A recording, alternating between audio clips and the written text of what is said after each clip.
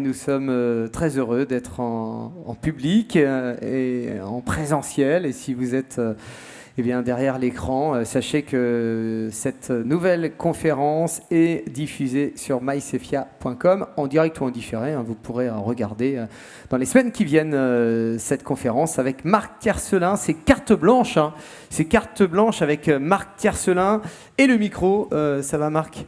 Tout va bien. Tu peux venir avec moi si tu préfères être derrière cette table. Voilà, on a affaire à un sportif 5 tours du monde réalisé en solitaire, 5 millions de chocs dans les vagues. C'est ce que j'ai lu et c'est ce qu'on a travaillé ensemble. Alors, je ne sais pas, tu as compté le nombre de vagues que tu as choquées avec tes bateaux ? Non, ça c'est un calcul d'architecte. Ils ont calculé que sur un tour du monde, que ce soit le Vendée Globe ou les tours du monde en équipage, le bateau et donc l'équipage, qu'on soit seul ou à plusieurs, c'était à peu près 1 million de chocs par tour du monde. Ah, c'est pour ça qu'on arrive à 5 millions. Jusqu'à un tour du monde, globalement, c'est 50 000 km. En partant d'Europe et en revenant en Europe par les 3 grands caps. Bon ben voilà, tu as répondu à une interrogation. 5 millions de chocs dans les vagues, 700 000 km parcourus sur tous les océans du globe. La connaissance ne vaut rien si elle n'est pas partagée. C'est ce que nous allons faire ensemble pendant 1 heure. Tu as carte blanche ici sur le CEFIA. On fera des petits parallèles avec l'agroalimentaire. Ces parallèles qui seront enrichissants. Je peux t'appeler Captain Marc, c'est ton surnom, non? C'est ça? Et il vient d'où ton surnom? En fait, Captain Marc, c'est le nom d'un jeu que j'ai créé ici en Bretagne, d'ailleurs, dans les Côtes-d'Armor, pour être plus précis, parce que j'ai habité longtemps dans les Côtes-d'Armor. Et c'est le jeu qui m'a permis de financer mon premier Vendée Globe. En fait, au début, je dirais que c'est un métier. J'ai trouvé des fonds que je n'avais pas fait. Je n'avais pas fait d'école de commerce et tout. Donc, au début, j'y allais un peu au hasard. Et quand j'ai voulu faire un tour du monde, donc le Vendée Globe, qui était à ses débuts, c'était compliqué. Il fallait trouver plusieurs millions de francs. On était en 93. Ça équivaut à des millions d'euros aujourd'hui. Aujourd'hui, voilà. Comme j'ai dans mon parcours, j'ai fait l'école Boulle, je dessinais, etc. Je me suis dit, est-ce que je vais... et ça, je le dis souvent à des jeunes, j'ai été puisé, je dirais, dans mes talents. Et un de mes talents, c'était de dessiner. Et j'ai réfléchi à quelque chose que je pourrais faire à partir du dessin. Il y a eu cette idée de jeu que j'ai créée avec Jean-Claude Fournier, le dessinateur de Spirou, qui habitait à quelques kilomètres de chez moi, à Saint-Quay. Et après, quand il a fallu trouver le nom du personnage, ça a été Captain Marc. Et c'est devenu un jeu qui a été imprimé, fabriqué ici dans les Côtes-d'Armor et en Bretagne, et qui a été diffusé sur toute la France. Il y a eu 60 000 exemplaires. Et ça a financé mon premier Vendée Globe. Alors, tu étais déjà chef d'entreprise à 20 ans, je crois, oui. si je ne m'abuse. En fait, souvent, on dissocie, par exemple, les sportifs, les artistes, les chercheurs, etc., et les entrepreneurs. Moi, je dis que c'est une erreur parce qu'il y a beaucoup d'entrepreneurs chez les sportifs, chez les chercheurs, etc. Et en fait, moi, j'ai eu mes premiers salariés à 20 ans quand j'ai été directeur de centre nautique à La Rochelle, dans le sud de La Rochelle, en 80. Et ça a été pour moi une expérience assez étonnante parce que j'étais le plus jeune et tous mes moniteurs ou aide-moniteurs étaient plus âgés que moi. Donc c'était mon premier saut dans l'entrepreneuriat. Et ensuite, sur l'ensemble de mon parcours, sur l'ensemble des 5 tours du monde, des 11 projets que j'ai menés entre les années 80 et aujourd'hui, j'ai salarié un peu plus de 300 personnes, sans compter, un peu comme dans le monde de l'agroalimentaire, énormément de prestataires, énormément de fournisseurs. Un bateau, pour un tour du monde, pour un Vendée Globe, c'est 70 000 heures de travail pour le créer. C'est des centaines de personnes. C'est à peu près 1 millier de fournisseurs sur 4 ans, pour vous donner une petite idée. Et donc, il faut les connaître, il faut interagir avec eux. Alors, il y a des petits fournisseurs, il y a des gros fournisseurs. Et c'est très intéressant parce qu'on avance tous ensemble. Et ça, c'est un des éléments qui est je dirais une de mes plus grandes fiertés. D'avoir fait 5 tours du monde, c'est super. Mais d'avoir emmené avec moi à travers ces rêves énormément de gens, d'avoir salarié du monde, d'avoir fait travailler des entreprises, ça restera pour moi quelque chose d'encore plus fort. Le monde des marins est un monde à part, tu dirais? Ou pas? Oui, tout à fait. C'est presque une langue aussi à part. Comme le monde de l'agroalimentaire, d'ailleurs. C'est des univers. Donc, Tout à fait. C'est un univers qui est en lien avec la nature, avec l'élément. Donc c'est un univers sur lequel on a on a peu de prise finalement, parce que l'élément, on peut lui dire, on peut se dire à soi-même à une tempête, bah, arrête-toi, je suis fatigué, j'ai besoin de dormir, mais je pense pas que la tempête va nous écouter. Je sais que dans le monde de l'agroalimentaire, c'est pareil. Il y a une canicule qui arrive, on peut pas l'arrêter. Donc nous, c'est des métiers humbles où on est dépendant des éléments extérieurs, dans lesquels il y a de la technologie. Dans ces deux métiers, il y a de la technologie. C'est des métiers plutôt rudes parce qu'on compte pas notre temps. Là, je suis dans le nautisme, moi. On en parlera plus tard, le parallèle avec le monde maritime de la pêche, mais c'est des mondes où c'est facile de travailler à 5 heures, à 2 heures du matin, à 5 heures du matin, les dimanches, il y a pas le lundi n'est pas un jour, le dimanche n'est pas un jour particulier, etc., etc. Donc c'est sûr qu'il y a des parallèles qui peuvent être faits. On parlait de voyage, tu peux nous faire un peu rêver. Alors, tu peux nous raconter un peu tes différents rendez-vous, tes 5 tours du monde réalisés en solitaire? Alors, oui, en quelques minutes, j'imagine que c'est pas forcément facile, mais est-ce que tu peux partager avec nous quelques expériences? Alors j'ai beaucoup voyagé déjà moi avant en dériveur, en petit bateau à voile. J'étais en équipe de France, donc on allait un peu dans le monde entier pour courir, beaucoup en Europe, en URSS à l'époque, c'était pas la Russie encore. Et donc on sillonnait toute la planète. Et puis ensuite, quand je suis allé vers la course au large, alors là on avait beaucoup de transatlantiques. J'ai fait 22 transats aussi en parallèle, et on traversait l'Atlantique un peu comme on traversait beaucoup. Et puis les tours du monde, c'est quelque chose qui a commencé déjà par la lecture. Je fais partie de cette génération qui se sont imprégnés, qui se sont inspirés à travers des récits de Moitessier, des Damien, de Tabarly, de Chichester, enfin ou des grands récits j'ai plus son nom là, pardon, ça va me revenir, et qui finalement nous ont donné envie, enfin m'ont donné envie en l'occurrence, de faire le tour du monde. Par contre, à l'époque, dans les années 70, je ne savais pas comment je le ferais. Si je le ferais en course, en solitaire, en balade. Enfin, il y avait vraiment un doute. Et c'est que quand j'ai vu les premiers tours du monde en équipage se faire, le premier Box Challenge, et quand j'ai vu le Vendée Globe se créer, avec Titon Lamazou, avec la région Vendée et tout ça, je me suis dit, c'est cette course-là que je voudrais faire, parce qu'elle relie, je rappelle un peu la baseline du Vendée Globe, c'est faire le tour du monde à la voile, seul, sans escale et sans assistance. C'est assez simple comme énoncé, par contre c'est assez compliqué et assez complexe à mettre en place. Et il n'y a pas que la dimension financière. Pour quelle raison ? On parle beaucoup, alors pour faire un parallèle avec l'agroalimentaire, on est en train de vivre des changements, le monde est en train de vivre des changements par rapport à l'écologie, par rapport au recyclage. Voilà, il y a des gros dossiers, des gros projets que le monde d'agroalimentaire doit porter aujourd'hui pour se transformer. C'est un peu ça.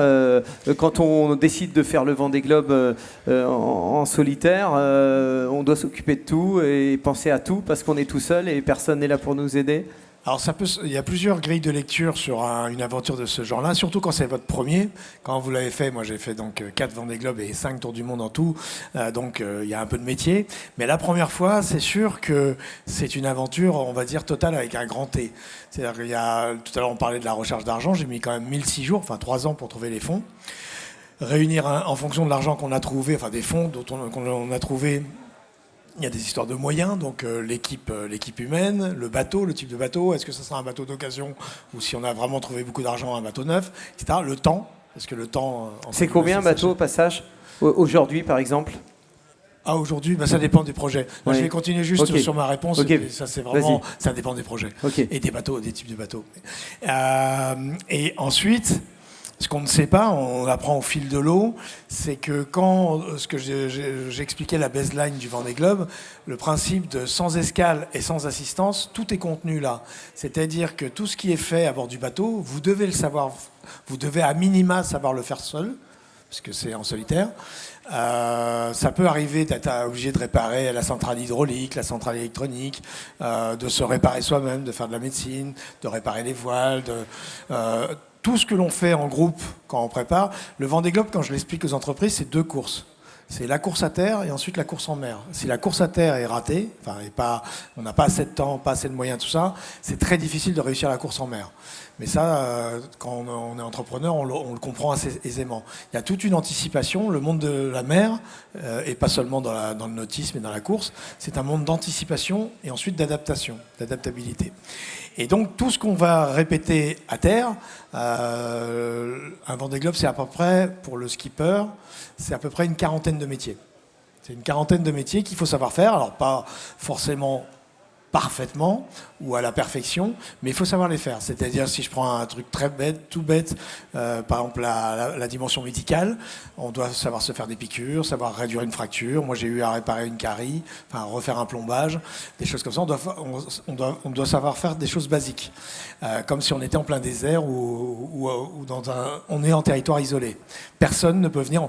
Par exemple, la dimension d'anticipation, donc ce que l'on va mettre à bord du bateau, est fondamental, c'est capital et c'est vital. On viendra pour la partie nutrition, vous allez très vite comprendre. Parce qu'on n'a pas, sur la route qui nous fait donc descendre de l'Europe, passer le cap de Bonne-Espérance, rentrer dans les 40e rugissants, les 50e hurlants, sous l'Australie, sous la Nouvelle-Zélande, dans les glaces du pôle Sud, il n'y a pas de boulangerie, il n'y a pas de réparateur, il n'y a pas de station-service, il n'y a pas d'hôpitaux, il n'y a rien de tout ça. Donc tout doit être à bord.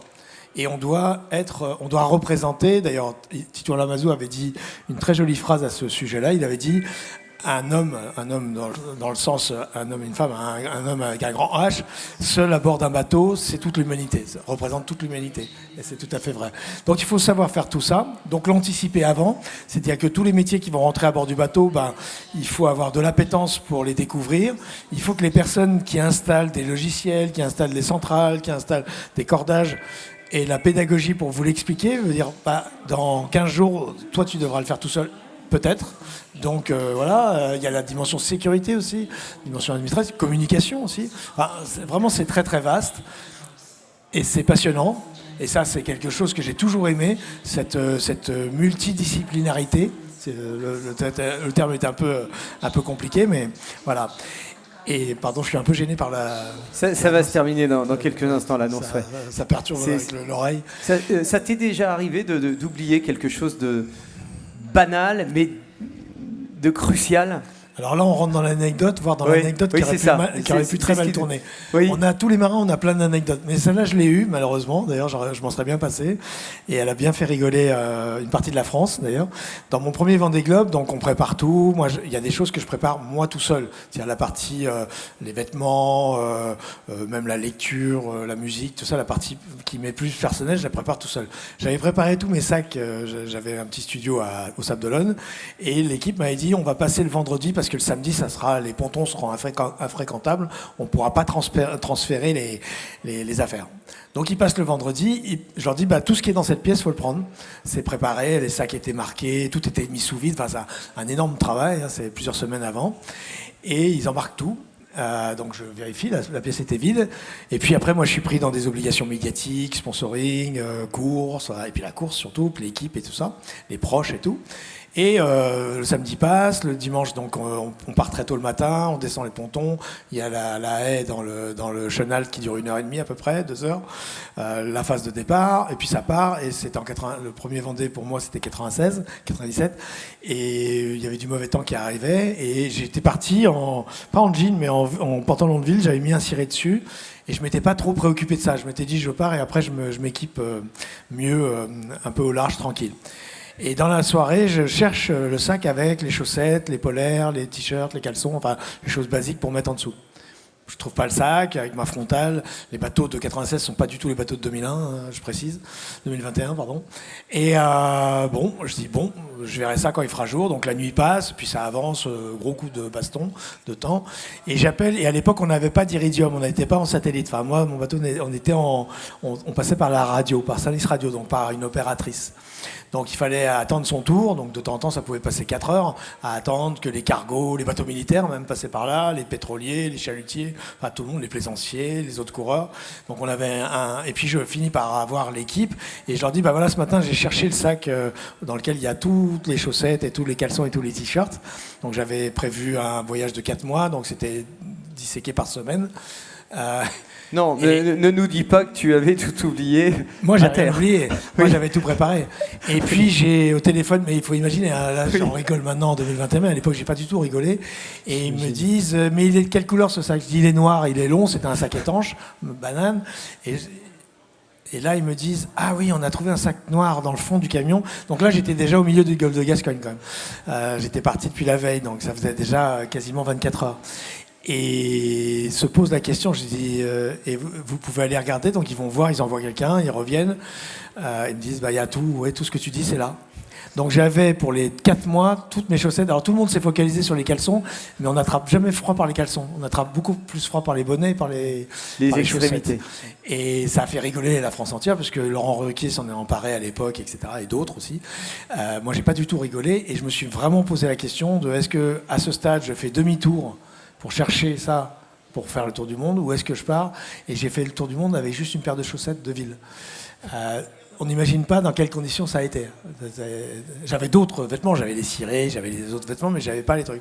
Et j'ai souffert le martyre parce qu'il faisait moins 11 dans le Grand Sud à certains moments. Parce que nos bateaux, c'était vraiment des cocottes minutes à l'équateur, mais c'était un congélateur dans le Sud. Pas de chauffage, rien du tout. Donc j'ai pas mal souffert, mais je m'en suis souvenu longtemps de cette histoire, hein, la preuve. Nous sommes...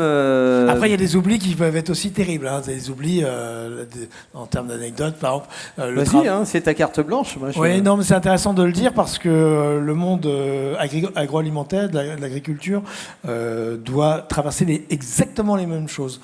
C'est-à-dire que les personnes qui travaillent pour nous, enfin qui travaillent avec nous et pour nous, pour le projet, il y a une histoire une notion de normes, entre guillemets. Alors on parle beaucoup des normes alimentaires, des normes ISO, 9000, 12000, 14000, etc. Nous, la norme, c'est la vie.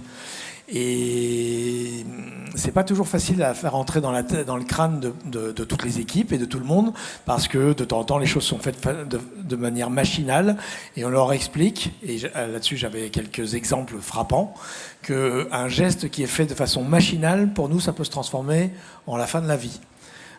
Et j'avais 2 exemples. C'est par exemple toutes les pièces mécaniques d'un bateau, c'est des milliers de pièces, hein, c'est des dizaines de milliers d'heures, c'est des milliers de pièces. Votre vie peut dépendre d'un axe qui est mal vissé. Ça m'est arrivé et le hasard a voulu que, comme je vérifie tout, j'ai été checké, et 2 jours avant le départ, je suis monté en tête de mât pour vérifier, et là j'ai vu qu'il manquait des tours. Je dis mais qu'est-ce qui s'est passé? Ils me disent ouais, ça doit être un tel, on l'a descendu parce qu'on partait déjeuner et il n'a pas fini son job, il n'est pas remonté l'après-midi parce qu'il pleuvait. Il faut savoir qu'en tête de mât, 31 mètres de haut, tout est tenu là-haut. Et on peut avoir le mât qui tombe, la grand voile qui tombe, tout le sponsoring, 4 ans de travail, le travail de toute une équipe, juste parce que quelqu'un a oublié 2 tours de clé de 13. Pour donner un exemple. Et je pense que ce sont des exemples qui peuvent parler dans la vie de tous les jours. On dit toujours que le diable se niche dans les détails. Alors c'est une anecdote beaucoup moins drôle que les chaussettes, mais elle est très parlante. Donc il faut que l'ensemble de l'équipe, et c'est là où c'est pas facile, prennent conscience de ça. C'est d'ailleurs un parallèle que l'on peut faire avec l'univers de l'agroalimentaire. Avec le côté sanitaire, la sécurité sanitaire, tout à fait. Tu as eu un grave accident dans les années 90. Ouais. Oui, bah c'est pour ça que je suis de ce côté-là vis-à-vis de toi, parce que j'entends que d'une oreille. Oui, en 90, à la course de l'Edec, j'ai pris la baume dans la tête. Donc c'était pas un bateau de Vendée Globe, c'était mon bateau j'avais créé à l'époque, enfin, quelques années avant, une école de croisière pour enfants, et j'avais un bateau de 15 mètres qui était un bateau costaud, et la baume m'a fauché. J'avais loué le bateau à des étudiants, la baume m'a fauché, donc je suis tombé dans l'eau inconscient, j'ai coulé, ils m'ont élitreuillé, j'ai été mort clinique, donc noyé en stade 4, je crois, corps descendu en dessous de 32, 33 degrés, arrêt cardiaque dans l'hélicoptère, coma, etc. Et puis je suis revenu à la vie plus tard, et après j'étais dans des trucs entre la vie et la mort pendant quelques temps, et ensuite il a fallu que je réapprenne à marcher, tout ça. Ma seule séquelle, mais elle est importante, c'est une surdité totale de cette oreille-là et un acouphène permanent. C'est pour ça que de temps en temps, quand il y a des bruits à paradis, je suis gêné. Mais surtout, j'ai dû, à 30 ans, réapprendre à marcher, réapprendre à faire du vélo, à descendre des escaliers, monter des escabeaux, des trucs comme ça. Et je m'en suis servi aussi, j'ai expliqué, parce qu'au début, je ne devais jamais remonter sur un bateau. C'est-à-dire que un professeur à Paris m'a dit, on est content que vous ayez survécu à ça. Le choc a été évalué à plus d'1 tonne, quand même, dans le crâne, une double fracture du rocher, là. Et ils m'ont dit, vous ne remonterez jamais sur un bateau. C'était mal me connaître. Surtout qu'en 2024, peut-être. Ah, ça c'est autre chose, c'est le futur. Oui, je vais essayer. Je me suis donné un challenge, c'est d'essayer d'être présent au Vendée Globe de 2024. J'aurai 64 ans et ça sera rigolo, on va dire.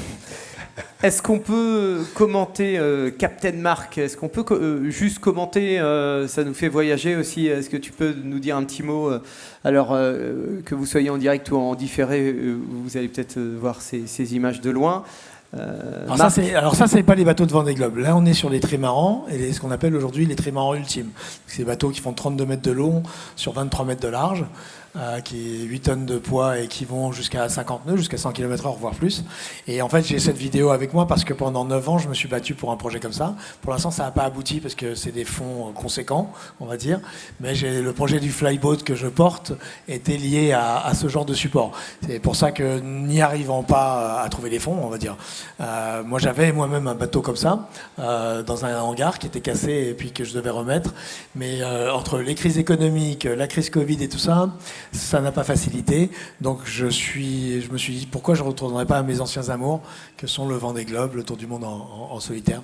Donc c'est aussi pour ça que j'ai changé. Mais ça, c'est des bateaux extraordinaires parce que, alors si on s'élève un petit peu, c'est le cas de le dire, pour ces bateaux-là, on est en train, depuis quelques décennies, alors ça a commencé il y a longtemps avec Tabarly entre autres, on est en train de s'élever au-dessus de l'eau, que ce soit des bateaux de course, mais aussi des dériveurs, des planches à voile, des Zodiacs, des petits bateaux de croisière.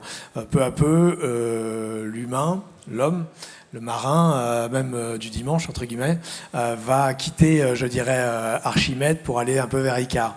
Et moi, je trouve ça fabuleux parce que ça fait partie de ce qui nous pousse encore un peu plus loin. Et on peut y faire des parallèles intéressants. Par exemple, ça supprime la traînée. C'est-à-dire que le fait de voler au-dessus de l'eau, ça réduit la traînée. Et c'est très intéressant parce que c'est une autre forme de navigation.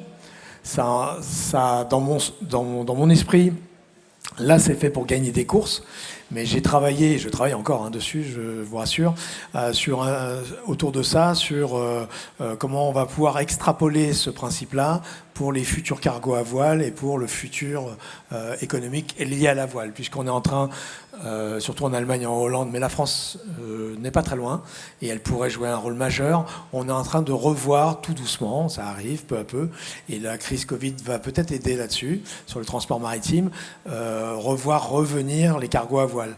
Donc on aura certainement ce qu'on appelle des cargos mixtes, avec de l'hydrogène, peut-être de la propulsion diesel classique, et de la voile. Et tout ce qui va nous permettre d'alléger le frottement, parce que c'est ça les foils, c'est alléger le frottement, supprimer le frottement, ça va être intéressant. Et je pense que le monde du nautisme et le monde de la compétition, comme ça a pu l'être dans les voitures d'ailleurs, pour la sécurité, va dans le bon sens, va être toujours très intéressant à suivre. L'innovation a toujours été un créneau important pour toi, oui. tout au long de ta carrière. Pour quelles raisons ? Pas pour, comme je le dis de temps en temps, c'est pas pour innovation, non, c'est pas lié à ça, c'est plus un esprit, alors pas seulement de moi, parce que en général les marins, moi je le suis pas, je suis pas ingénieur, sont ingénieurs, donc ils ont toujours cet état d'esprit, ils ont toujours... Les marins sont tous ingénieurs. Les skippers, oui, majoritairement dans le monde de la course au large, on est sur 95% d'ingénieurs. Donc ils ont toujours ce tropisme, cette envie de... Et puis après, il faut se rappeler que qui dit compétition, dit vouloir gagner. Donc pour gagner, ça passe forcément par des innovations, plus ou moins majeures d'ailleurs. Moi, j'ai plus l'esprit d'innovation parce que je suis quelqu'un de curieux. Je suis curieux dans le sens, j'ai vraiment une vision à 360 degrés et du prospectivisme. C'est-à-dire que je suis quelqu'un d'assez prospectif. En 93, je me suis passionné, quand je cherchais de l'argent pour mon Vendée Globe, je me suis passionné, à l'époque, j'avais lu un article dans Bretagne Économique d'ailleurs, de mémoire, et Les Échos, sur l'impression 3D. Quand j'avais ramené ça aux gens qui m'entouraient, ils m'ont dit « mais c'est quoi ton truc, ça marchera jamais, etc. » On est en 1993. Je redis exactement les choses que je l'avais assez mal vécu, parce que en fait, je me passionnais pour plein de choses, comme aujourd'hui. Et quand j'ai vu l'impression 3D revenir dans les années 2008-2009, parce que je suis beaucoup abonné aux journaux économiques, je me suis dit, paf, ben, ça c'est bon, ça revient et tout ça. Et quand on voit derrière la crise Covid, comment ils se sont servis de l'impression 3D dans les antichambres d'hôpital, des hôpitaux, pardon, pour les respirateurs et tout, je me suis dit, ah ça, voilà une des applications. Donc c'est dans cet esprit-là, moi, que j'évolue, que l'innovation m'intéresse. On va faire le parallèle entre on va avoir une petite séquence sur le CEFIA, le monde de l'agroalimentaire que tu connais bien. Pourquoi tu connais bien le monde de l'agro et des chefs d'ailleurs? Je ne dirais pas que je le connais bien, je le connais et je m'y intéresse surtout. En fait, quand j'ai lancé mon premier Vendée, il y avait plein de sujets, comme je viens de l'expliquer, les vêtements. Alors, vous avez vu que j'avais pas été servi par mon équipe pour la partie vestimentaire, mais il y avait aussi la partie nutrition, et puis plein d'autres sujets. Et moi, j'ai toujours été intéressé, je suis quelqu'un qui aime bien la bonne chair, on va dire, et je trouve extraordinaire, enfin, j'ai pas d'agriculteurs dans ma famille, c'est plutôt des marins, et voire plutôt des artistes, on va dire, les médecins, mais par exemple, les vignes, moi j'ai toujours trouvé fabuleux que les assemblages de différents raisins produisent des vins aussi incroyables, et idem pour la terre. Et donc j'observe et tout ça. Et quand il s'est agi de trouver la partie nutrition, je me suis dit, mais qu'est-ce que je fais? Je me suis souvenu que Philippe Poupon avait fait un partenariat avec Robuchon et son sponsor Fleury Michon. Donc j'ai pris contact avec eux, et comme j'habitais à La Rochelle à l'époque, non, j'étais encore en Bretagne, non, ça s'est fait, après ça a continué quand j'étais à La Rochelle, pardon. Et donc j'ai rencontré le directeur de la communication de Fleury Michon qui m'a dit oui, on peut peut-être faire quelque chose.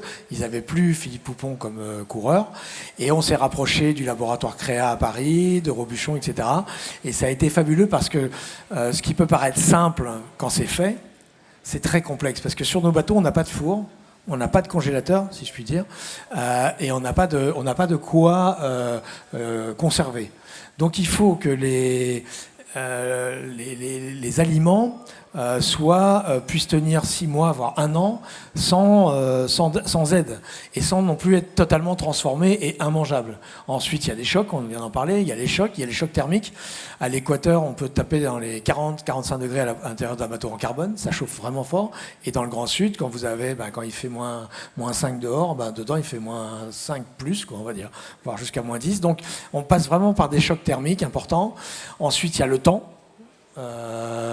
Ensuite, il y a le côté vital, on vient d'en parler, la sécurité sanitaire. Si jamais c'est mal mis en sachet, si c'est mal apertisé ou autre, eh bien, on peut en crever.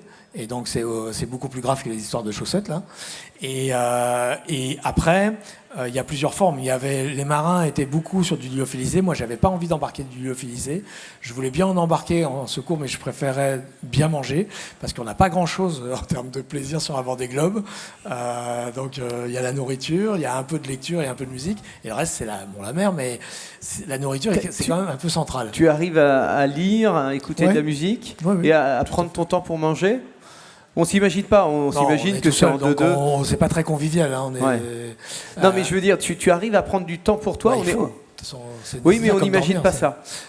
On prend du temps, ça n'a rien à voir avec ce que l'on vit à terre. Par exemple, les rations, c'est 250 grammes par exemple. Je ne sais plus combien on mange à terre en moyenne, mais on n'a pas d'entrée, de dessert.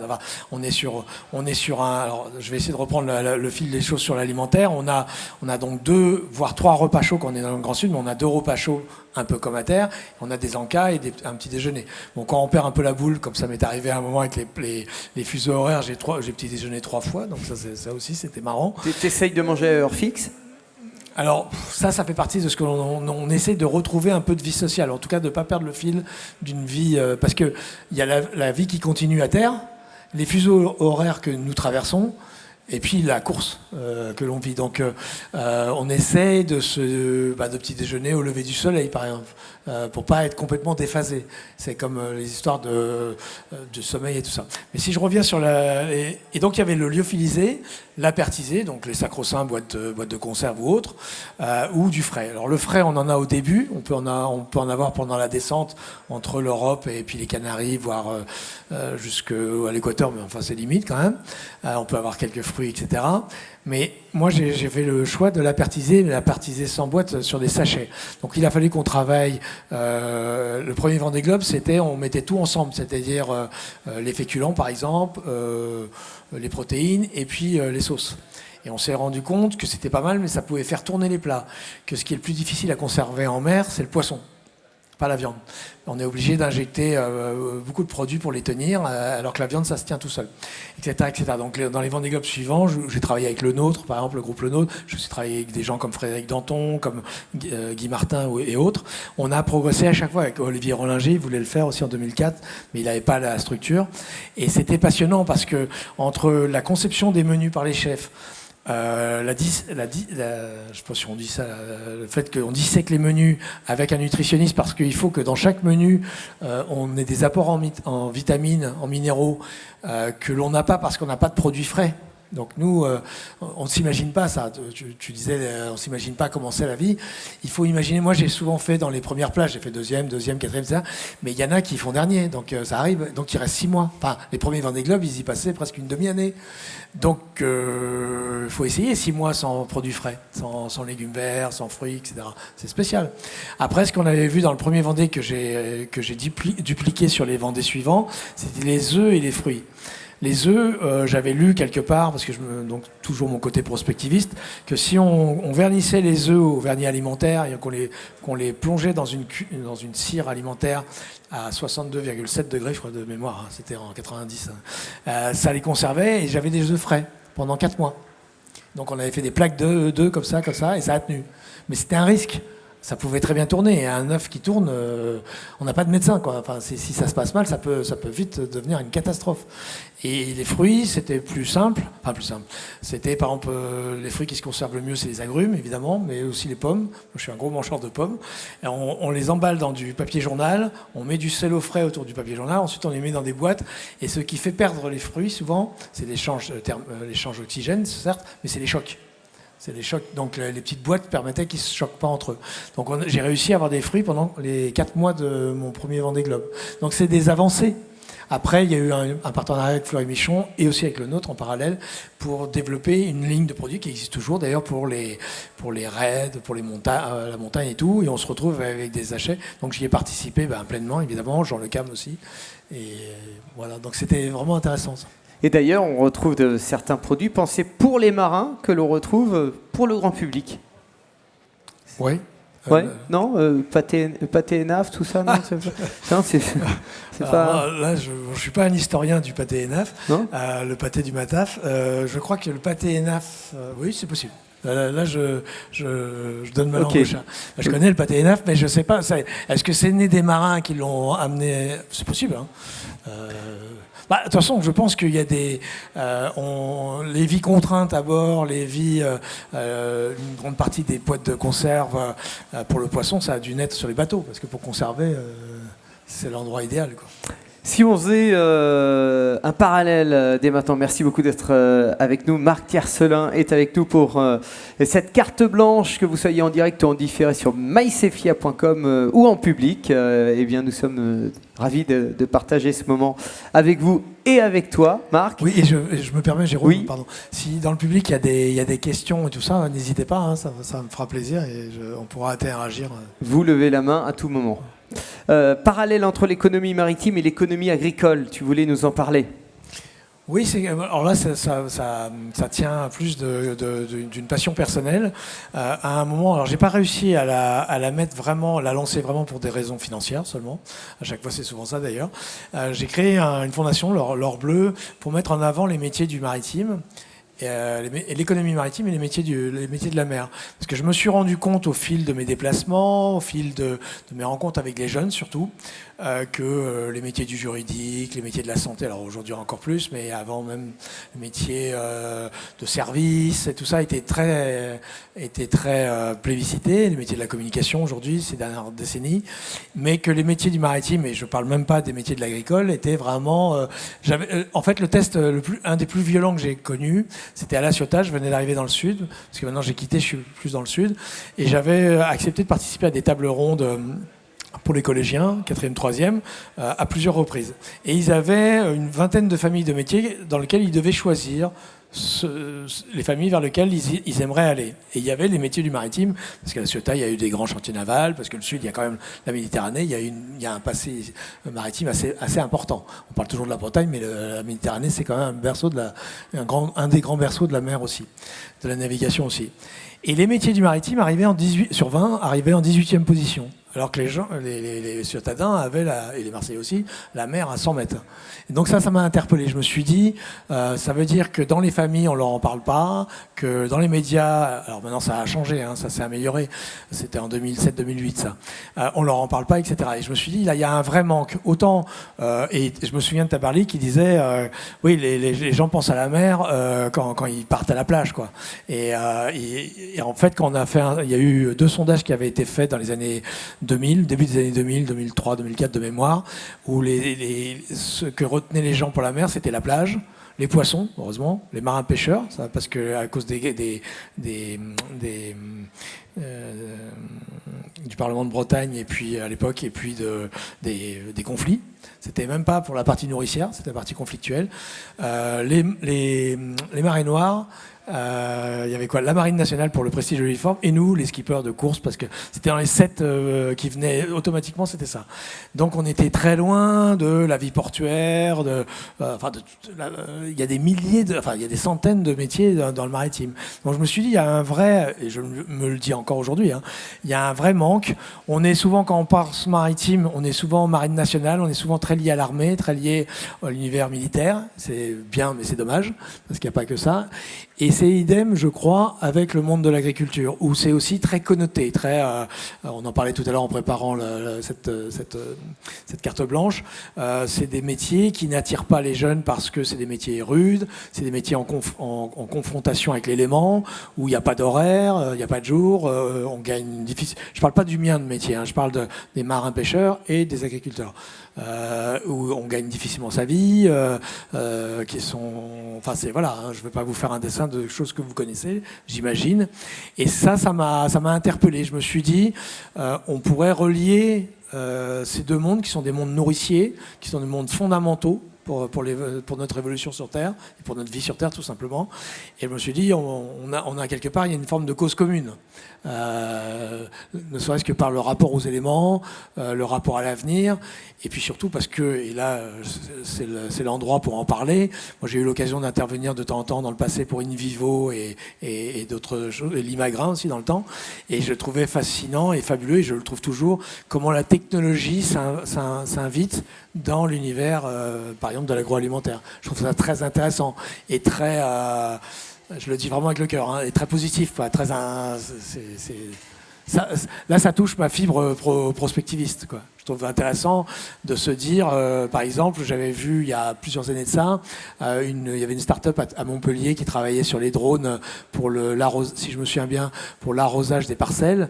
Et je trouvais extraordinaire, je trouvais que c'était tout à fait à propos, alors qu'on a un manque d'eau, qu'on a vraiment un problème je vais pas trouver le terme, pardon, de chute d'eau, de pluie, quoi, de travailler ce genre de sujet, quoi. Alors, on va revenir sur l'innovation. L'innovation, en préparant cette carte blanche, tu m'as dit utiliser les marins pour augmenter les terriens. L'innovation, c'est quelque chose qui t'intéresse beaucoup. Je vais te laisser boire, hein, parce que c'est vrai que tu parles beaucoup.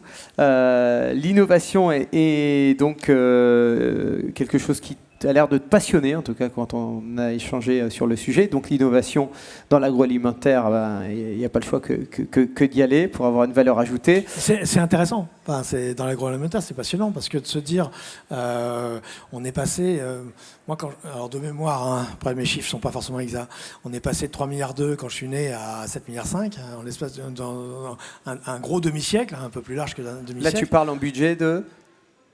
On est passé en population mondiale. D'accord, on est passé de 3 milliards et quelques au double, au plus du double, en l'espace d'un demi-siècle.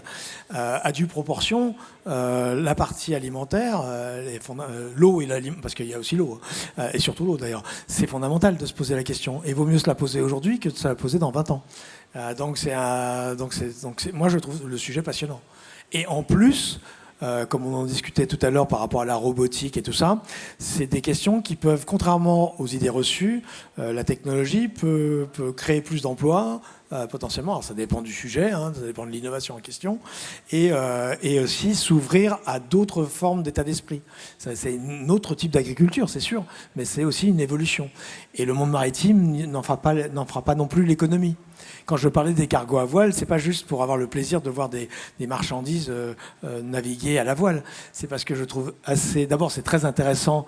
le fameux principe de rien ne se perd, rien ne se crée, tout se transforme. On était il y a un siècle et demi à voile et vapeur, si je peux dire, parce que c'était la fin de la voile et le début de la vapeur. Et donc 150 ans à peu près, hein, il faudra revérifier mes chiffres, eh bien, on y retourne tout doucement et on va, je pense, y retourner vraiment. Donc c'est de l'innovation, mais c'est surtout notre façon d'appréhender la suite, quoi. Parce qu'on peut très bien rester sur les acquis et pas innover et se dire oh, ben, on est très bien comme ça, hein. Et en fait on se réveillera avec une grosse gueule de bois, quoi. Dans un navire, en général, il y a beaucoup de technologie, hein, c'est ça, et notamment de l'intelligence artificielle embarquée maintenant de plus en plus. Oui, on a pas plus qu'à terre, je pense. C'est plus compliqué parce que les liaisons avec la Terre sont complexes quand même. Mais il y a oui, il y a de l'intelligence artificielle embarquée, comme on en a dans notre smartphone ou dans notre vie courante. Ça, les gens ne se rendent pas bien compte de ça, mais ça fait partie vraiment de nos vies depuis un petit moment déjà, depuis 20 ans à peu près. Mais, oui. Non, après, le sujet sur lequel moi je me suis penché, indépendamment, en fait, j'ai deux thématiques que j'ai développées dans le projet du Flyboat. C'était le vol marin, ce que j'appelais le vol marin, qui est donc par extension ce qu'on voit avec les foils. Mais je voulais pas le laisser seulement aux foils et au côté compétition. Et l'autre axe sur lequel je travaille beaucoup, là, par contre, et qui me passionne à titre perso et professionnel aussi, c'est l'homme, c'est l'humain, c'est la santé. Parce que je me suis rendu compte, que ce soit dans le sport automobile, mais aussi dans mon sport, dans le sport de la voile, les sports à interface, les sports technologiques, c'est que l'humain est souvent un peu la variable d'ajustement. Et jusqu'à présent, les bateaux étaient assez humains encore.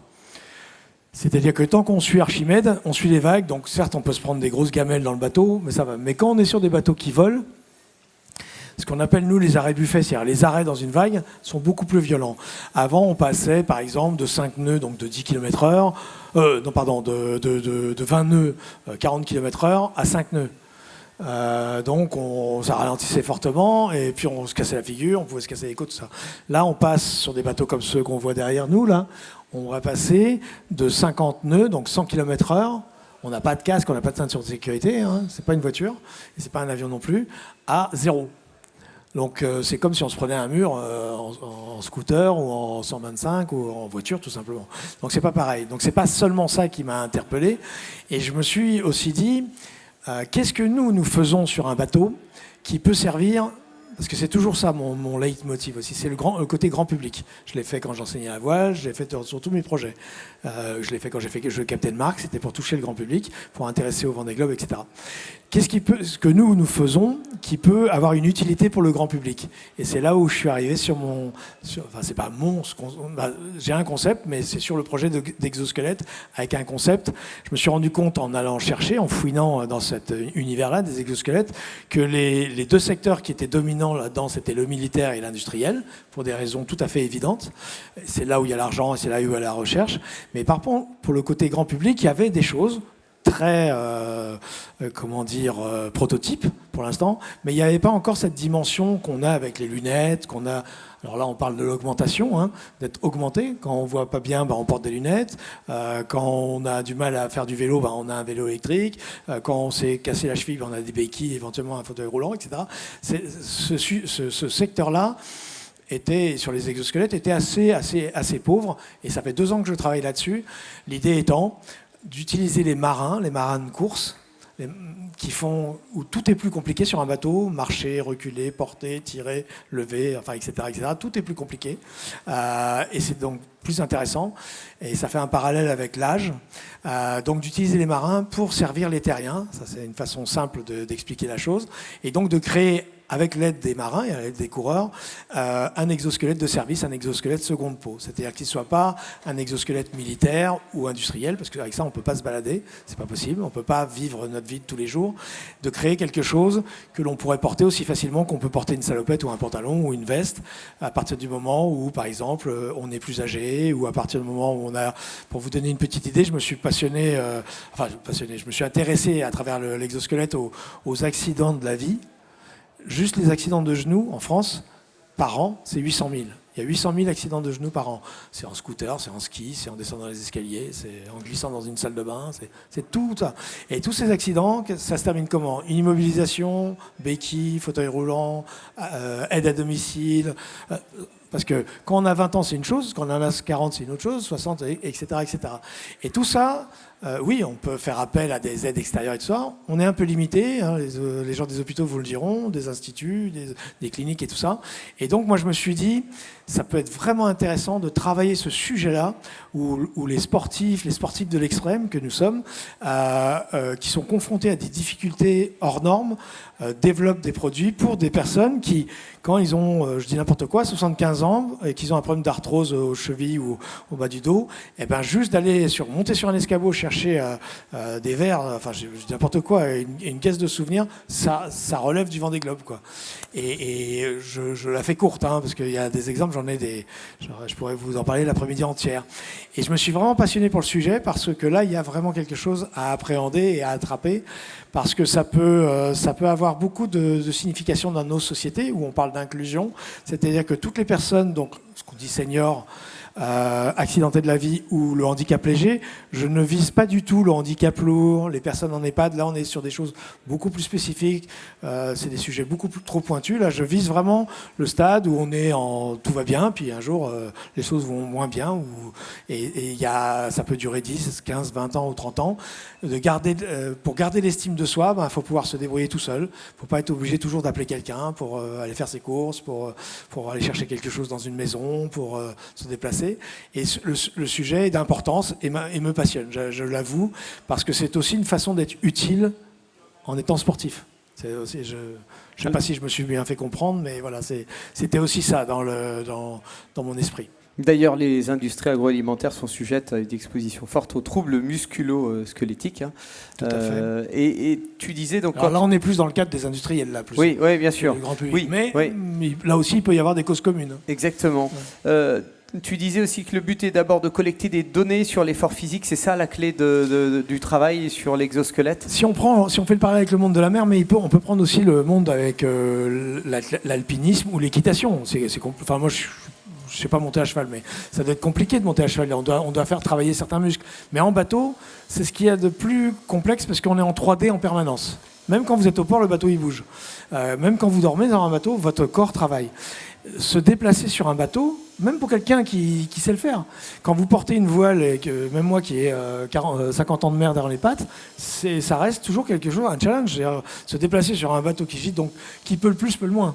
C'est-à-dire que si vous m'arrêtez si vous ne comprenez pas, mais quelqu'un d'âgé, par exemple, ou pas très âgé, pas forcément, mais qui a un problème de sciatique ou d'arthrose, moi j'ai eu ce souci avec un problème de cartilage, donc on m'a fait une viscosupplémentation pendant 1 mois pour me déplacer, mais c'était l'enfer sur Terre, quoi.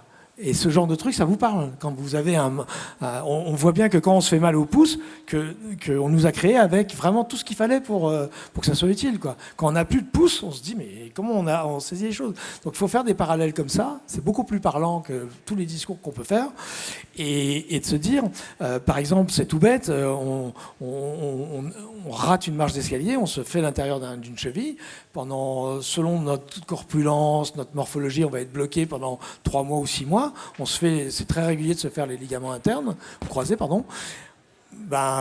Si un exosquelette peut remplacer les béquilles, le fauteuil roulant, l'aide, les gens qui tiennent la porte, les escaliers, ça peut être une véritable évolution pour son estime personnelle, pour le rapport en société, de ne pas se retrouver tout de suite... parce que quand on a des béquilles, tout de suite, c'est différent. Alors que si c'est juste un pantalon, alors après, il faut voir ce qui est possible ou pas possible. Moi, j'ai vu qu'il y avait des choses possibles. Et d'autres l'ont vu aussi, hein, je ne suis pas tout seul dans le secteur. Et donc, je me suis dit vraiment que le bateau pouvait être un living lab, d'ailleurs, c'est comme ça que je l'ai appelé, extraordinaire pour ça. En embarquant donc des professionnels du bateau, comme moi, mais aussi des personnes lambda, on va dire, pour pouvoir avoir des tests qui soient parlants, quoi.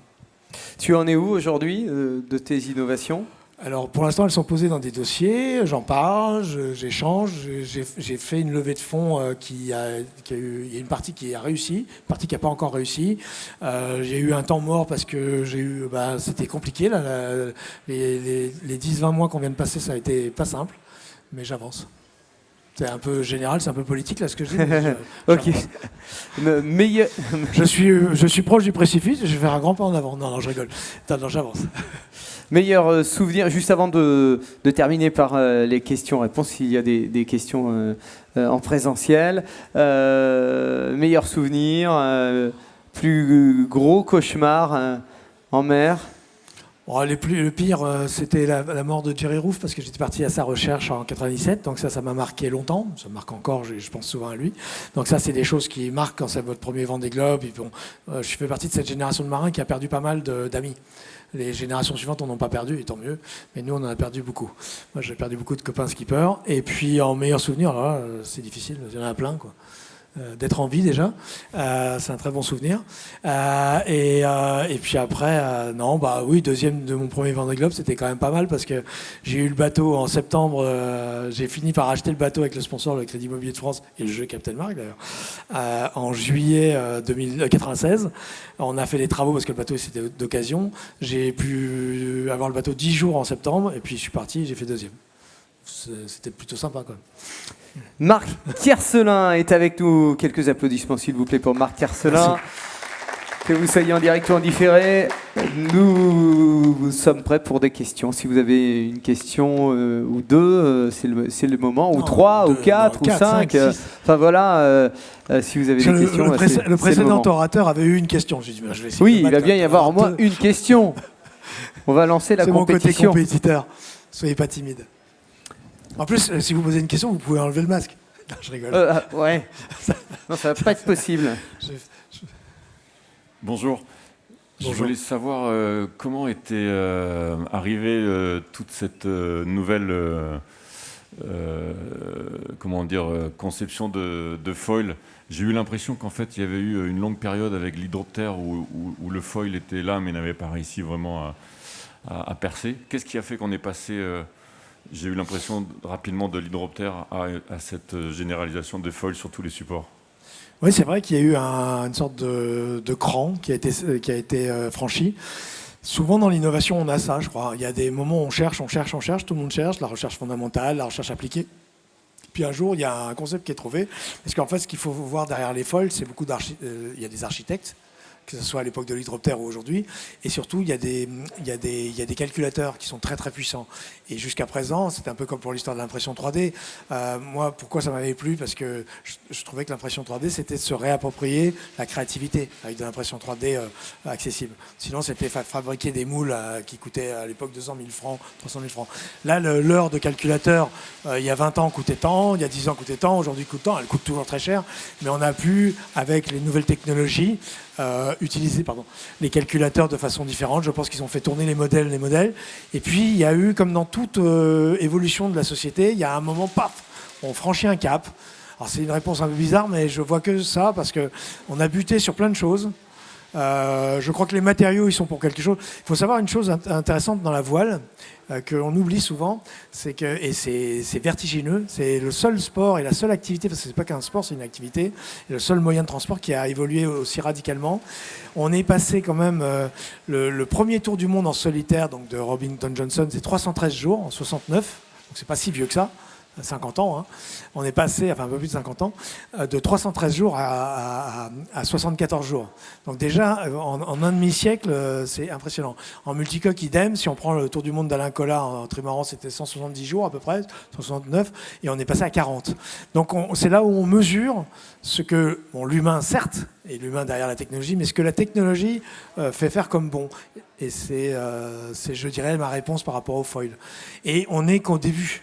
C'est ça qui est intéressant. C'est pour ça que je disais, alors moi j'ai fait un TEDx un jour où je parlais de mon projet de flyboat et de mon exosquelette, mais j'ai expliqué, pour moi, le vol marin, parce que j'appelle moi le vol marin, ce que les marins pros appellent le foiling, c'est vraiment passer, j'aime bien cette image-là, d'Archimède à Icare. C'est-à-dire de s'élever pendant 2000 ans et plus, on a poussé de l'eau, et maintenant on va commencer à s'élever au-dessus de l'eau. Ça ne veut pas pour autant dire qu'on ne sera pas plus marin. C'est pas vrai. Un bateau a toujours besoin des forces contraires, et il travaille toujours sur deux fluides, l'air et l'eau. Si on en enlève un, on n'est plus un bateau, sauf si on a un bateau moteur, on peut enlever l'air. Mais on a besoin des deux. Mais le sujet est, moi je trouve passionnant, ça c'est sûr. J'espère que la réponse vous convient. Ça y est, j'ai déjà gagné mon pari. Merci pour l'intervention. Merci. Par rapport au prochain Vendée Globe que vous espérez faire, est-ce que justement vous allez profiter de votre futur bateau pour embarquer un maximum d'innovation, comme certains l'ont fait à la dernière édition en matière écologique, ou est-ce que vous allez revenir aux sources à la méthode Jean Le Cam? J'imagine que le bateau sera sur foil, mais voilà. Ou alors est-ce que vous allez faire en fonction du budget Oui. Ça va compter, hein. C'est sûr. Ça va compter. Non, moi j'aimerais. C'est pas pour faire comme ou voilà. J'ai toujours eu ma démarche. En plus, je suis assez spécifique, on va dire à chaque fois. J'ai toujours amené des financiers, enfin des finances différentes, etc. Et des projets différents. Donc je vais les mener à ma façon. Je cultive pas, et c'est pas du tout une critique envers Jean ou autre. J'ai pas cette culture de la nostalgie. Il y a plein de choses du passé que j'adore et que je continue de vivre avec parce que c'est des belles choses. Mais j'ai pas ce côté-là. Donc en fonction déjà, du budget, c'est sûr, du temps, donc les deux sont liés. J'aimerais porter les innovations dont je viens de parler. Et je dirais que me concernant, et concernant ma participation à cette course, ça serait plutôt la dimension humaine, la dimension santé. Parce que je trouve que c'est un peu le parent pauvre de ces courses-là. Et c'est là où je peux mettre ma différence. Parce que forcément, revenir après plusieurs années d'arrêt, pas pour des raisons volontaires, mais pour des raisons financières, on va me regarder d'un drôle d'air. Et donc, j'y vais pour... Alors, ça peut paraître bizarre, hein, mon idée, c'est d'y aller pour gagner. Mais pas gagner en général, mais d'y aller pour gagner en senior. Je me suis dit, tiens, ça, il ne l'avait pas fait, celle-là. Et comme il n'y a pas de catégorie, je me suis dit, on dit toujours la première femme, comment ils ont dit, je sais plus, Jean, ils l'ont appelé, je sais pas comment, tout ça, vieux croulant, bon, ça c'est une façon de parler. Et le premier jeune et tout ça, je me suis dit, pourquoi j'irais pas avec la volonté de gagner en senior? On verra bien, hein. Ça, c'est quand j'ai été dans mes premières courses, j'allais pour gagner aussi, puis on gagne ou pas, ça c'est pas grave. Donc y aller vraiment sur l'humain et sur la santé, parce que là, je crois qu'il y a des belles choses à faire. C'était la même question. C'était la même question. Ah bon? L'accessibilité financière, en fait. Comment? Sur l'accessibilité financière, on parlait de technologie, d'innovation. Tu as fait les Vendée Globe dans les années 90. Et du coup, aujourd'hui, on voit bien que ce n'est pas la même chose. Quel est ton point de vue par rapport à ça et comment tu vois les choses? Est-ce qu'il faut forcément aller vers la technologie, mettre des énormes budgets et puis trouver des sponsors? Ou à l'inverse, j'ai vu qu'il y avait des nouvelles courses qui se créaient pour du tour du monde au solitaire sur des bateaux qui sont peut-être moins technologiques, mais qui permettent de revenir aux sources, un peu comme on disait à l'instant. Pour info, moi, mon dernier Vendée, c'est 2008, donc on était déjà dans une logique où il y avait pas mal d'argent. Moi, j'avais pas un gros budget, j'étais un des plus petits budgets d'ailleurs à l'époque. Et en fait, c'est un vrai combat de tout le temps, depuis la nuit des temps. Dès qu'on est sur un sport technologique, l'automobile, la voile, mais aussi l'équitation, dès qu'on est sur un sport à interface, il y a un problème de moyens qui se pose. Quand on fait de la course à pied, c'est plus simple. Ça, c'est sûr que là-dessus, on part tout de suite avec une problématique, c'est que on peut être très très bon si on n'a pas les moyens et si on n'a pas le bon bateau, on ne gagnera pas. Moi, j'aimerais bien avoir un vrai budget. Pas forcément un budget d'américain, entre guillemets, comme on disait, mais un vrai budget, quelque chose qui permette de faire quelque chose de significatif. Parce que ça sert à rien. Le Tour du Monde, je l'ai déjà fait 5 fois, puis j'en ai fait plein d'autres aussi à côté. J'ai un nombre de Tours du Monde qui est complètement dingue, pas seulement en course. Mais c'est pour réussir quelque chose. Pas forcément gagner en senior, c'est une chose, mais réussir quelque chose. Et donc, de le vivre dans des bonnes conditions. Et pour revenir sur la fin de la question, par rapport aux courses un peu qui réinvitent le passé, il y a toujours eu ça, du revival, ça. Souvent, on nous a critiqué. Je disais, mais regardez la voiture. Vous avez des courses de vieilles voitures. Ça n'empêche pas d'avoir des courses de F1, d'avoir des courses de formule électrique, d'avoir des courses de côte, d'avoir des courses. Le vélo, pareil. La course à pied, pareil. Même le foot, ils font avec des ballons de cuir. Enfin, je sais pas quoi. Il y a toujours. Je pense que c'est ça la diversité humaine. C'est un peu. On parlait de nourriture tout à l'heure. Il y en a pour tous les goûts. S'il y a des personnes qui veulent encore faire le tour du monde au sextant. Moi, ça me pose pas de problème. Moi, ça m'intéresse pas. J'ai appris le sextant avec un grand ami. J'ai bossé pour Cousteau pendant 6 mois quand j'avais 19 ans. J'ai appris avec eux le sextant. J'ai navigué au sextant. J'ai fait une traversée de l'Atlantique au sextant, ma première mini transat. Tu peux préciser le sextant? Sextant, c'est pour calculer sa position avec le soleil. Je suis pas, je le disais tout à l'heure, je suis pas, nostalgique. Je reviens pas. C'était pas. Je suis pas sur le truc. C'était mieux avant. Je dis pas que c'est mieux après, mais je suis pas assez. Donc tu aimais mieux avant. Je suis dans mon temps. Je suis dans mon temps et je m'y sens bien. Et de temps en temps, il y a des choses d'avant que j'adore et puis des choses d'après que j'attends avec impatience. Et donc voilà, donc courir, faire le tour du monde. Après, si on a tout le temps qu'on veut et qu'on veut faire un tour du monde de 6 mois, on peut le faire ou en course, ou en famille, ou avec des amis. Et puis vraiment chacun, c'est comme le restaurant chinois, il y a tout. Voilà déjà 1 heure d'écoulée pour cette carte blanche. Marc, c'était un plaisir de t'accueillir ici sur cette édition exceptionnelle, on peut le dire comme ça, pas comme les autres, édition du mois de juin. Il paraît que c'est le premier salon qui rouvre, c'est ça? C'est ça, exactement. Yes. Je suis venu de Toulon juste pour ça, c'est bien, je suis très fier. Bon. Alors, merci d'être venu écouter, et puis j'espère que vous me suivrez dans les prochaines aventures. Merci Marc. Merci à tous. Merci, Jérôme. Merci au public qui était présent ici sur cette édition 2021 pour ces cartes blanches. Merci à celles et ceux qui nous ont suivis en distanciel, comme on dit. Vous allez peut-être voir cette émission, vous avez peut-être vu cette émission en direct ou vous la reverrez en différé sur mycefia.com. Très bon après-midi. Nous sommes toujours ici à Rennes au Cefia.